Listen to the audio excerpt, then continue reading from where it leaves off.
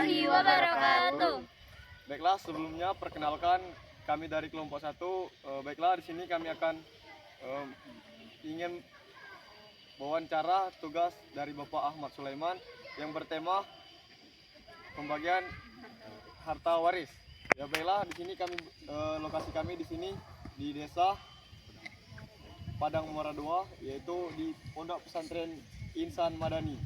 Baiklah, di sini kami akan mewawancarai Bapak Ustadz Nobi. Baiklah, untuk selanjutnya perkenalan anggota. Perkenalkan, nama saya Emri Syalfatul Adam. Saya Manda Kustriani. Saya Vanessa Mirtaujana. Saya Rani Indah Ramawati. Saya Doni Isa. Baiklah, untuk videonya saksikan video di bawah.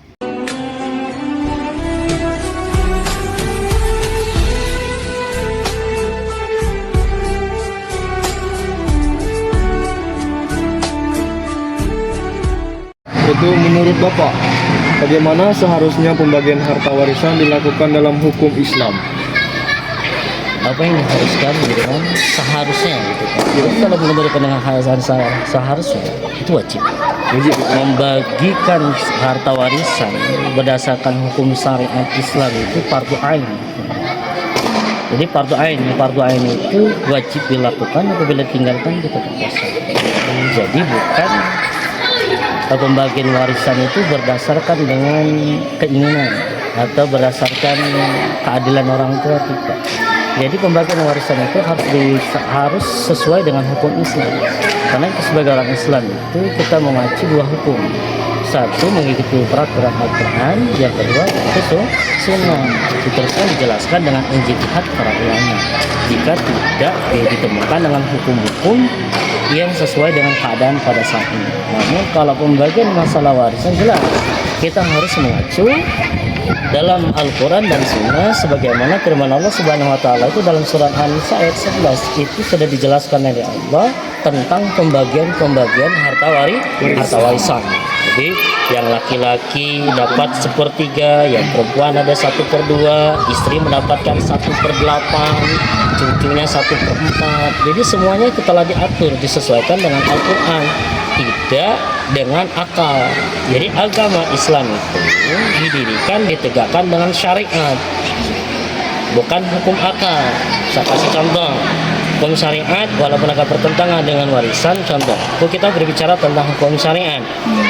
Yang membatalkan wudhu itu salah satunya adalah keluarnya 2 lubang, jadi kentut dan BAB gitu kan. Tapi yang keluarkan dari 2 lubang, tapi yang dicuci muka. Kalau hukum akal, kalau kita membatalkan wudhu itu kentut, maka yang harus yang dicuci apa? Ya pantat. Kan? Kenapa? Yang mensucikan hadas itu berwudhu, malah muka, tangan, rambut, telinga, dan kaki. Itu menunjukkan bahwa kita ini dibangun oleh syariat, bukan hukum akal. Jadi dengan itu, pertanyaan yang satu itu, bagaimana kita dengan hukum Islam? Iya, semuanya yang beragama Islam fardu ain, artinya kan wajib memegang syariat Islam. Salah satunya dengan menegakkan pembagian harta warisan itu sesuai dengan hukum Islam. Karena sebaik-baiknya keadilan itu hukum Islam. Contoh, Vanessa punya adik, punya adik laki-laki. Terus warisan Vanessa apa dibagi 2 dengan adik laki-lakinya? Tidak. Vanessa perempuan, adiknya laki-laki. Mana yang lebih banyak? Vanessa atau laki-laki? Laki-laki. Karena Vanessa dia akan mendapatkan 1/3-nya. Karena dia kenapa sebagian? Jadi kalau bola dipotong 4, gitu kan? Bola potong 4, 1 bagian buat Vanessa, 3 bagiannya buat adiknya laki-laki. Karena Vanessa akan ikut suaminya.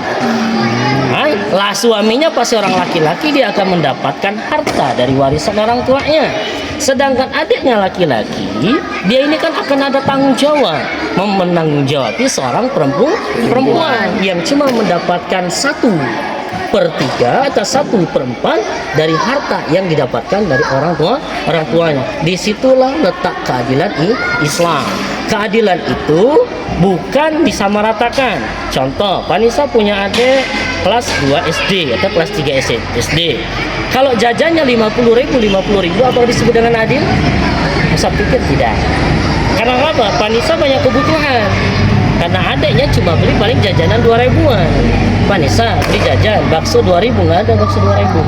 Nah, disinilah letak syariat Islam itu adalah sebuah hukum yang sangat-sangat tidak bertentangan dengan akal manusia. Jadi hukumnya adalah fardu ain, ditegakkan semua segala bidang itu hukum Islam.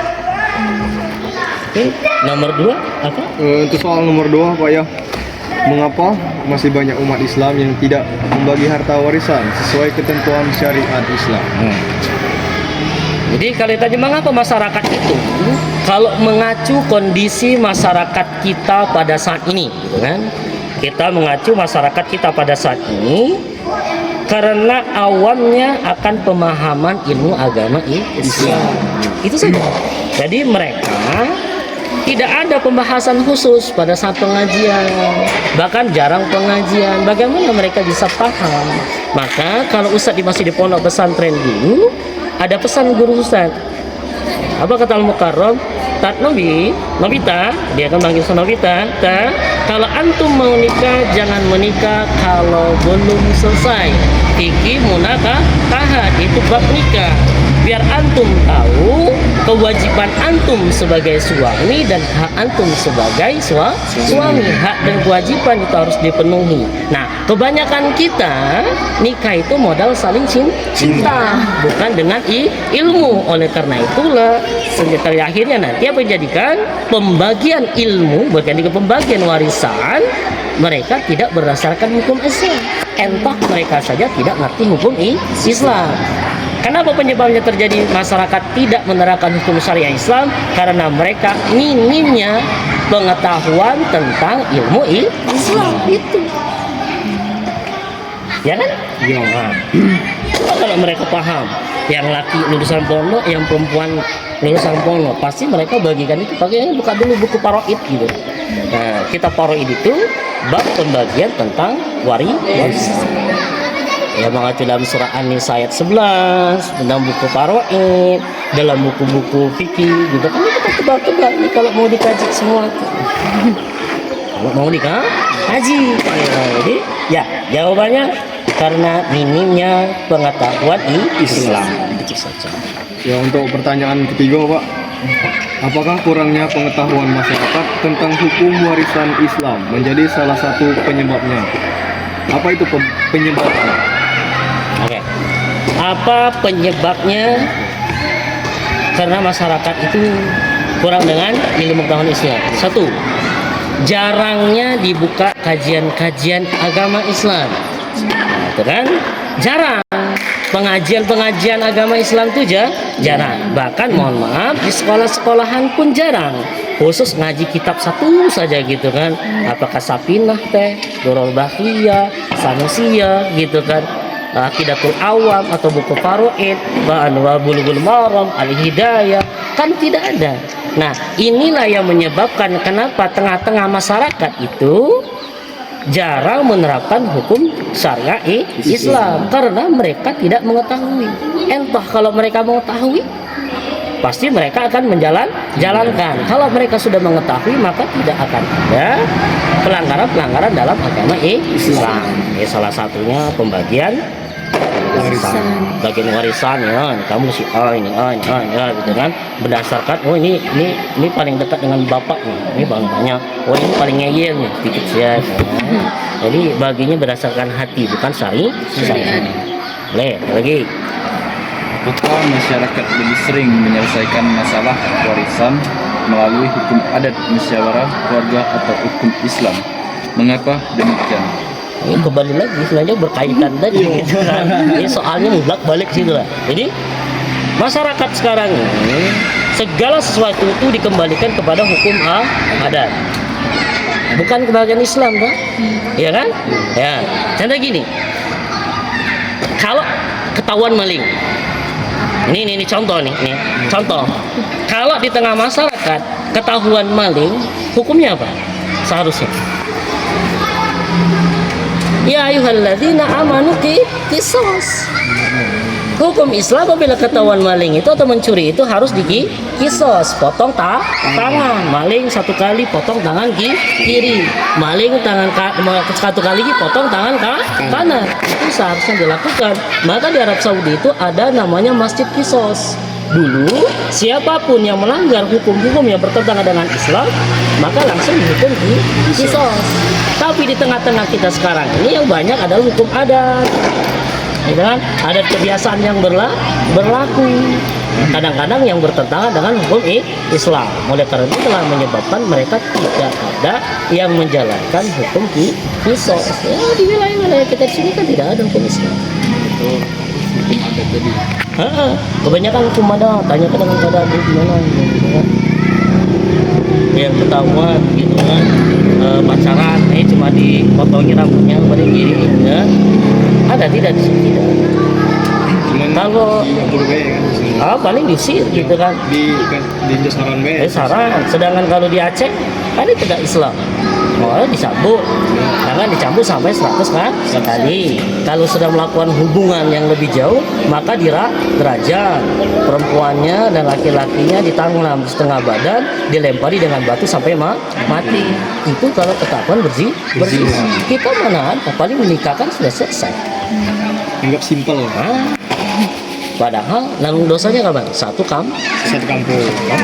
Nah itulah yang menyebabkan mereka tidak menjalankan hukum syariah. Kebanyakan kemana? Hukum adat. Bahkan hukum adat pun sekarang ini tidak ada lagi. Jarang. Hukum maklum sekarang. Apalagi kalau dia anak pejabat, masih keluarga besar ya. PPP gitu kan, langsung dinikah. Itu si Ana. Menurut Bapak, apa solusi agar umat Islam lebih sadar dan mau melaksanakan pembagian waris sesuai dengan hukum Islam? Kembalikan lagi, tegakkan syariat, gitu kan? Kembali lagi, gitu kan? Bagaimana caranya? Ya tadi harus disosialisasikan, gitu kan? Harus dibuat bentuk pengajian di sekolah-sekolahan, diadakan pengajian khusus. Mungkin kan di SMA kalian adakan pengajian tentang akidah, gitu kan? Nanti akan mereka sadar hukum-hukum ala agama yang kecil-kecil dulu lah, gitu kan? Nanti mereka akan sadar betapa pentingnya ilmu agama. Kembali akan sadar mereka, oh ternyata yang kita lakukan ini salah. Karena mereka minim ilmu agama. Solusinya tidak ada yang lain. Tegakkan, caranya bikin pengajian, buka surau, buka remaja cinta masjid, jangan remaja cinta bola. Ini Pak ya, untuk pertanyaannya cukup itu saja. Kami dapat dari sini kan dapat ilmu pula, bersyukur pula kan lah diajar ke dengan Bapak. صلى عليك الرحمن أزكى الصلاة والسلام يا ربي ارفع مقامه